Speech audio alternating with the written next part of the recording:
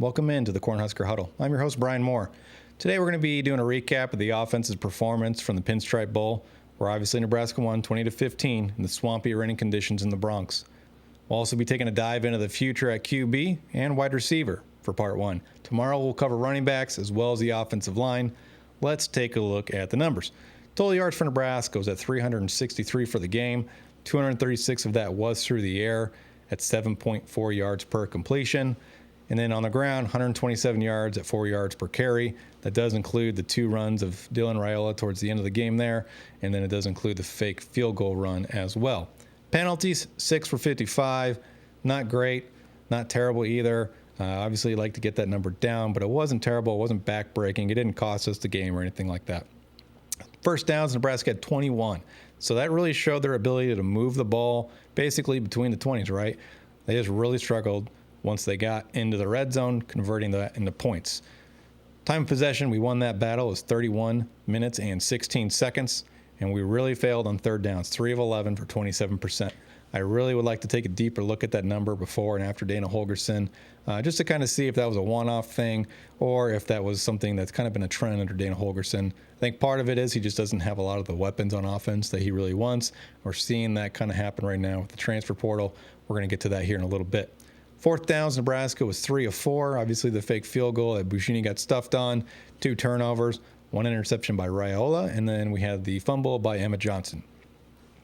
Speaking of Raiola, he had a solid day, going 23 of 31, 228 yards passing, the 1 touchdown, and the 1 interception. He was 1 of 5 on throws over 20 yards, a few non-called defensive pass interference penalties probably affected that number. It looked like he had Ja'Cory Barney for a touchdown down the middle of the field there, and then it looked like the defender kind of pulled that shoulder pad back, and then as a result, incompletion. He had another one to Jamal Banks, I believe. He got just manhandled, didn't call it, and they really let them play. They didn't call a defensive pass interference until probably mid to late fourth quarter in that game, and it was on Nebraska, ironically. On throws between 10 and 20 yards, he was 4 of 5, and he was 17 of 19 on throws 10 yards or less. So an excellent job by Dylan managing the game, managing the offense. And I really expect that to be the Nebraska offense going forward, except more efficient under Dana Holgorsen. It's going to be an NFL-style passing game that we're going to run. Quick throws to the outside, get your bigger-bodied receivers over the middle, taking a few shots deep downfield throughout the game, maybe 4 to 5, 6, 7 deep shots a game. And really that's just going to be able to keep those safeties back. It's not going to allow them to creep up into the box like they did when Heinrich Haarberg was the QB 2 seasons ago. Dylan really is an elite thrower when it comes to the intermediate passing game. Even the short game, his numbers throughout the year have just been through the charts. Where he's really struggled is on those deep routes, anything over 20 yards. And we'll get to that here in just a little bit. A lot of that, I think, was really wide receiver play, in particular Jamal Banks and especially Isaiah Nayar, which we'll get to here in a little bit. Handful of things I'd like to see from Dylan Raiola going into 2025, improving his escapability. I really would like, he does a great job moving up in the pocket, right, when the tackles are starting to get pushed down. I'd like to see him be able to roll out, scramble a little bit. I think that would do a service for him because it's going to give him the option to run.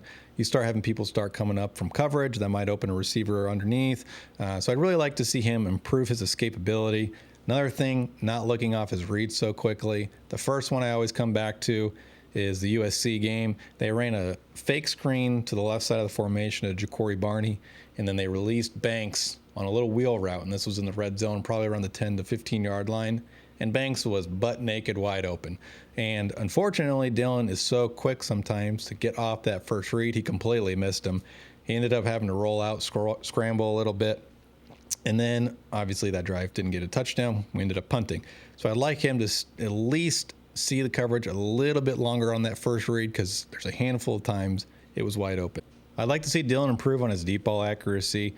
Dylan completed less than 30% on deep passes this year, which is anything over 20 yards. That should change, quite frankly. The 2 guys they brought in to improve that area, Banks and Nair, were inconsistent at best throughout the duration of the season. In terms of 2025 signees, we got consensus 4-star TJ Lateef. He is already on campus. He has been participating in practice during the bowl prep, and we'll get ready to start here winter conditioning in what? It's January 2nd, so we're about 18 days away from winter conditioning, and he will be here for that. He was a consensus 4-star, as I mentioned, out of California. Obviously, he's going to redshirt in 2025. Dylan's set to be the starter for at least another 2 years, maybe 3 more years. He comes in at 6'2", 185 pounds, so he's going to spend that redshirt year getting that weight up. You probably want him playing at around 205, 210 pounds. So he's got at least 2 years before he's going to be competing for that starting job. We got Purdue transfer quarterback Marcus Devia coming in. Similar game as Dylan Raiola. He's a similar stature too. He's about 6'3", 230 pounds. He's a gunslinger. He almost flipped from Purdue to Houston in high school to go be the QB for now Nebraska OC Dana Holgorsen. He's basically the replacement for Danny Kaelin, who is now off to Virginia. So that still gives you Dylan Raiola, sophomore, Marcus Devia coming in as a redshirt sophomore, or redshirt freshman, I believe. And then you've got TJ Lateef coming in as a true freshman who's going to redshirt.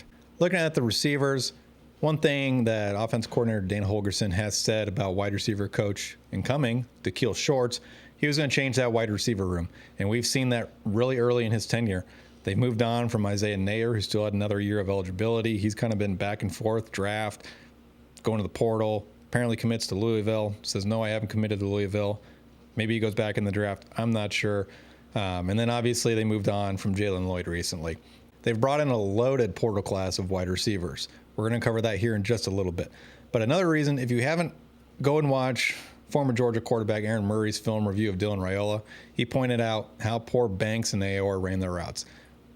Constant problems in terms of being slow, lack of effort, no ability to get separation, and just lazy route running. So, like I said, those are probably the biggest reasons why the deep game struggled for Dylan Raiola. And don't even get me started on their blocking. Their blocking was terrible. Nayer the whole year was terrible. At least Banks got better once Holgorsen came in and put an emphasis on perimeter blocking from wide receivers. Nayer was just awful the entire year, both in the screen game and in particular the run game. He was awful. Banks did block pretty well, actually, in the Pinstripe Bowl. I was impressed with that as well. In terms of the Pinstripe Bowl, the wide receiver play was a telling sign for what we're seeing happening now. According to Pro Football Focus, Jamal Banks, Ja'Cory Barney played 55 and 54 snaps. Janiron Bonner, Alex Bullock, Isaiah Garcia Castaneda, and Carter Nelson played a combined 25 snaps between 4 guys. You want to add in Jalen Lloyd? Fine. Between 5 guys, there was 28 snaps. So clearly, there's something in the wide receiver room that, in my opinion, Da'Keil Shorts and Dana Holgorsen are not fond of, and that's why they brought in this huge portal class of instant impact guys. Jamal Banks played great in the Pinstripe Bowl. He had 4 catches on 6 targets. Ja'Cory struggled a little bit. He only had 3 catches on 7 targets. A lot of that, I think, was field conditions. Ja'Cory is the kind of guy that catches the ball and gets out in space quickly. It's a lot of short and intermediate routes. And in those field conditions, as we saw, players were sliding all over the place. It's just not an ideal field condition, and that's part of playing football on a baseball field, which I think is a dumb idea, but that's neither here nor there. Janiron Bonner did have a catch. He had 1 catch on his only target. He's someone that I think maybe steps up more next year potentially. But this class they brought in 2025 plus the portal class, I'm not really sure where he fits. He's kind of a tweener. He's a bigger bodied receiver, but he's not the speed that you have at receiver for the guys coming in. He may be a guy that just is more of like that all-purpose guy, lines up at fullback, tight end, slot. He could just be an all-purpose guy. I'm curious to see what the plan is with him going forward. Even more interesting from the tight end room, Luke Lindenmeyer led the way with snaps. He had 44 snaps, 2 catches, 2 targets. Thomas Fedoni had a phenomenal game, probably his second or third best game of the year. He played 31 snaps, 5 catches, 5 targets. Heinrich Harburg, converted tight end, was quarterback 3-4 weeks ago. 30 snaps, 1 catch, 1 target. So tight ends combined, 8 catches, 8 targets. Phenomenal game. Luke Lindenmeyer crushed it in blocking, and then Heinrich Harburg had a few good blocks as well. I was really impressed with those two, more so than Thomas Fedoni, if I'm being honest. Not that I'm not a fan of Thomas, I just think those two fit more of what Dana's trying to do a little bit better than Thomas Fedoni does, honestly. There is some whispers out there that Thomas may be declaring for the NFL draft. We'll probably hear that soon. If he does, or if he doesn't, he's not going to say anything at all. But there are some whispers that maybe he's headed off to the NFL. There's been some whispers that he might transfer. I'm not confident he's transferring. That kid grew up a Nebraska fan. His whole family's Nebraska fans. He's either going to be in the NFL or he's going to be playing next year at Nebraska. Either option, I'm fine with where the tight end room sits right now. In terms of Luke Lindenmeyer playing 44 snaps and even Heinrich Harburg playing 30 snaps, I think part of that reason for the increased snap counts was it's a bowl game. Kind of want to see what you got at the tight end room, especially if you know that Thomas Fidone might be going to the NFL. So they want to know what they're going to be working with going into the 2025 season. They ran a lot of 21 personnel too against Boston College. And I wonder if that's something we see more of going forward under Dana Holgorsen, or was that just part of preparing for a guy on the other side of the ball that had 16 and a half sacks, was a consensus first team All-American, and we didn't know he wasn't playing until 24 hours before kickoff. So I wonder if that was part of just the game plan for that specific game, or if that's something that we're going to see a lot more moving forward under Dana Holgorsen. The other thing that I think is it maybe part that they didn't trust the receivers that they have in that room right now, because the numbers show Barney and Banks played pretty much the whole game. The other 4 or 5 guys hardly played at all. So I'm wondering if that was more so they didn't trust the guys outside of Banks and Ja'Cory Barney, so they're going to do a lot of 21 personnel, or maybe it's a mixture of both. I'm not entirely sure, but I think all the guys coming in through the portals and a little indication of where they feel about that wide receiver room. In terms of who's coming in, who are these portal guys you're talking about? Well, here we go. We have Dane Key coming in from Kentucky. He's got 1 year of eligibility left. And then we got an Isaiah Hunter coming over from Cal, who's a redshirt freshman, will be a redshirt sophomore by next season. Both crushed it this last season at their respective schools. Both of them, 40 to 50 catches, 800 to 900 yards. They're going to be solid additions. Dane Key, day 1 starter, and Hunter, day 1 starter. No question about it. That's your starting 2 receivers, along with Ja'Cory Barney going into next season. Hunter and Key are going to be huge in this offense next year. They're bigger bodied receivers, 6'2"-ish, 210, 215 pounds. They're going to be those guys catching things over the middle, catching things down the sidelines, help stretch the field a little bit. Having those 2 legit bigger bodied receivers on the outside is going to open up so much stuff underneath. You're going to be able to get Ja'Cory Barney on those little drag routes we've seen. You're going to see the tight ends completely change the game. I think 5 to 7 targets a game like we saw in the bowl is going to be the norm next year for the tight ends, especially if we got Heinrich Harburg playing as good as I think he's going to be, and we'll cover that here in a little bit. I was super impressed with the way that he played, and I've been a huge fan of him since he signed. And when he signed, I was like, that guy's a tight end, no question about it. He's a freak athlete. And let's not forget who we've got coming in. We've got 4-star, top 150 recruit coming in from Miami, Cortez Mills, day 1 impact guy. Isaiah Mosey coming over from Lee Summit North, day 1 impact guy. Both of those guys, if you watch their tape, they just jump off the film. They're so good. And they're only freshmen, right? So we get them for at least 2 or 3 more years after next season. I think they're going to be phenomenal, and they're only going to get better each year, obviously. Thing about Mosey I liked is he played all over the field when he was in high school. Line him up at running back, slot, out wide. I think they could have some great formations and play designs when you have like Dillon in the shotgun, right? You got Emma Johnson to the left or to the right, and you got Mosey to the left or right. You could have some great play concepts. You could do the same thing with Cortez Mills too. He even mentioned in an interview recently that Nebraska sees him kind of being all over the place. So those are 2 guys that they're not really college size yet. They're 6'2", 6'1"-ish. They're on the skinnier side, though. They're the 180, 185 right now. But they're both early enrollees, so they're going to have the whole winter, spring, and fall to get up to weight, get up to speed, and everything like that. Kentucky wide receiver Hardley Gilmore is transferring in. The former 4-star recruit actually skipped his senior year of high school like Ryan Williams at Alabama. So he's a super young receiver. He played in 5 games for Kentucky last season. I wish they wouldn't have done that. He'd have his red shirt. He didn't really do much while he was on the field. He had like 250 some odd yards receiving, averaged over 20 yards per catch. He's a guy that maybe is a rotational guy. He's maybe that 5th, 6th, 7th guy on the depth chart in terms of getting snaps at the receiver position. He might be a guy that they do something similar like they were trying to do with Malachi Coleman, where you're kind of deep down on the depth chart. It's going to benefit you to redshirt, put on some weight, and then get ready for the next season. So I'm curious as to what they do with Hardley going into next season. Obviously, Kentucky did not want him to go. They were willing to offer him a nice bag to stay at Kentucky, and Nebraska probably tampered because the Kill Shorts is here, and they got him. So I'm pumped about that. Heinrich Harburg, I think, is going to be a lot better than some people may think as a tight end. I see him kind of being like Travis Kelce on the Kansas City Chiefs. He's not going to be a guy that's in line quite a bit. He's going to be that slot guy, get a mismatch on a linebacker, or even if a safety rolls over. He's 6'5", he's 230 plus pounds. He's just a big physical specimen, honestly. He clocked a 4.5 or so 40 in high school. He's probably in that same range now. He ran over 21 miles per hour in practice, is what Coach Matt Rule reported. There's not many guys that big that are running that fast. The key for Heinrich is just fully understanding the position of tight end. The good thing is, as a former quarterback, he's going to understand coverages a little bit differently and probably better than your average tight end. So I think he is going to have great success in his final season as a tight end. And I think he's a guy to watch as potentially a breakout season next year. We can't forget Mac Markway.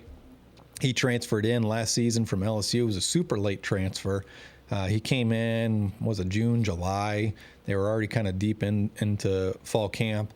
And then, of course, as most people know, if you don't, you're going to find out now, he did have a season-ending injury like a month after he got here. So he was a guy we're thinking maybe, he's a late arrival, but maybe he can be like a heavy package for goal lines or third and fourth short down distance. But unfortunately, he had a season-ending injury, and I believe it was a torn ACL is what they reported. So I don't know if he's going to be ready for spring ball. That is entirely possible. Maybe he's like a green jersey, no contact guy for spring ball. But he's a guy to kind of keep in the back of your mind as someone who could make somewhat of an impact next year. It kind of depends on if Fedoni's back or not. The downside with Mac Markway is he suffered a season-ending injury his senior year of high school as well. So there is a little bit of concern there that, okay, you've played 3 years now. In the last 3 years, you've torn your knee up twice. So I wonder how he's going to come back. You just never know. We see it with Fedoni, same thing. He blew his knee out twice, and he's still a solid tight end, but he's lost a lot of his speed and his mobility. So we'll see how Mac Markway comes back. Overall, I think the offense is sitting into a really good spot going into 2025. Got winter conditioning starting in about 2.5 weeks. We'll have that whole winter conditioning to get everybody's bodies ready, and then you're going to have spring ball to really install his system, and then he'll fall camp to install the system as well.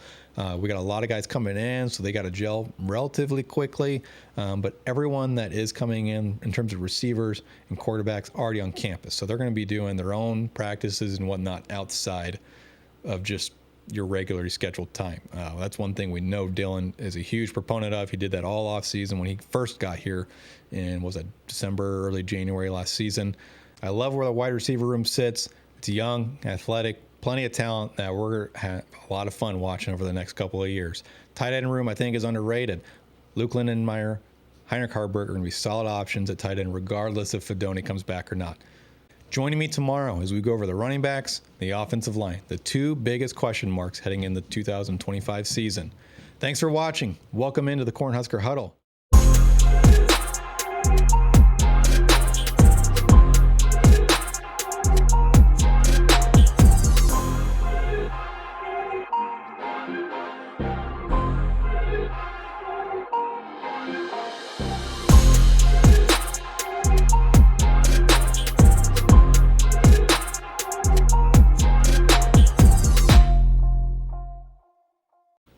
Like, comment, subscribe.